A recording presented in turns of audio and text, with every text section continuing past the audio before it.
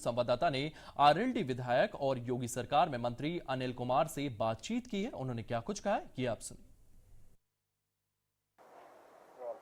सातवें चरण के मतदान को समापन के बाद अब यूपी के मिशन 80 को बीजेपी सहयोगी दलों के साथ कैसे पूरा करेगी, ये तो 4 तारीख को साफ होगा।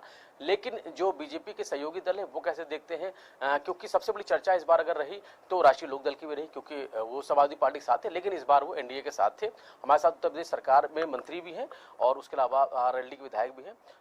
अनिल कुमार जी मौजूद, उनसे बात करेंगे। पश्चिम में बहुत उम्मीदें थी समाजवादी पार्टी को, लेकिन आप लोग अब बीजेपी के साथ हो गए हैं, आप मंत्री हैं।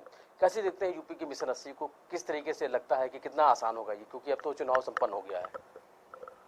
ये सही कहा आपने कि जब 2022 का चुनाव हुआ, राष्ट्रीय लोकदल और समाजवादी पार्टी गठबंधन था और राष्ट्रीय लोकदल एक पश्चिम उत्तर प्रदेश में विशेषकर बहुत मजबूत धुरी है। अच्छा, वहाँ बहुत अच्छा प्रभाव जो है राष्ट्रीय लोकदल का है। और जब 22 का रिजल्ट आया तो समाजवादी पार्टी को भी लाभ मिला, हम लोगों को भी लाभ मिला।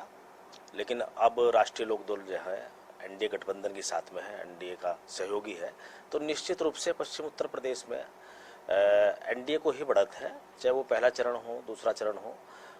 तमाम सभी सीटें हम लोग जो है जितना काम करेंगे वहाँ। पश्चिम पे लगातार नजर रही है, प्रदेश अध्यक्ष भी पश्चिम से ही आते हैं जो बीजेपी के हैं, और लगातार ये भी मांग हो रही थी बीजेपी की तरफ से राष्ट्रीय लोकदल के साथ में आता है तो फायदा होगा।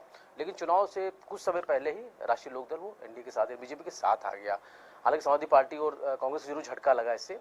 क्या लगता है कि 80 में कितनी सीटें, क्योंकि जो भी दोनों लोग जो है, राहुल गांधी की बात करें, अखिलेश यादव की बात करें, लगातार बयानों में कह रहे हैं कि वो मिशन 80 को लेकर कह रहे हैं कि वो पूरा नहीं होगा बीजेपी का। तो कैसे देखते हैं, आपने भी काफी प्रचार प्रसार किया। देखो, ऐसा है, कोई भी गठबंधन हो, पार्टी हो या प्रत्याशी हो, जिस प्रत्याशी को सभी समाज का वोट मिलता है ना, सवाल कम ज्यादा का नहीं होता, जिसको सभी समाज का वोट मिलता है वो निश्चित रूप से बढ़त की तरफ चलता है और जीत की तरफ चलता है।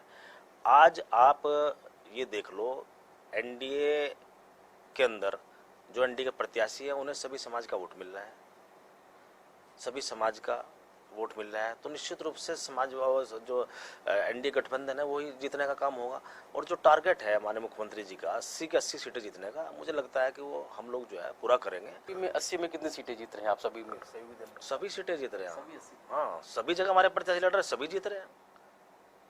बिल्कुल। अनिल कुमार जी राष्ट्रीय लोकदल के विधायक हैं और यूपी सरकार में कैबिनेट मंत्री भी है, और जाहिर है कि मिशन 80 को पूरा करने का जो दावा बीजेपी और सहयोगी दल के साथ कर रही थी, ऐसे दावा की तरफ से किया है। फिलहाल 4 तारीख को जब नतीजे आने शुरू होंगे तो पूरी चीजें साफ होंगी कि किसने किसको सीटें मिली है। फिलहाल इसके लिए 4 तारीख का भी इंतजार करना पड़ेगा। रवि कुमार, इंडिया लखनऊ।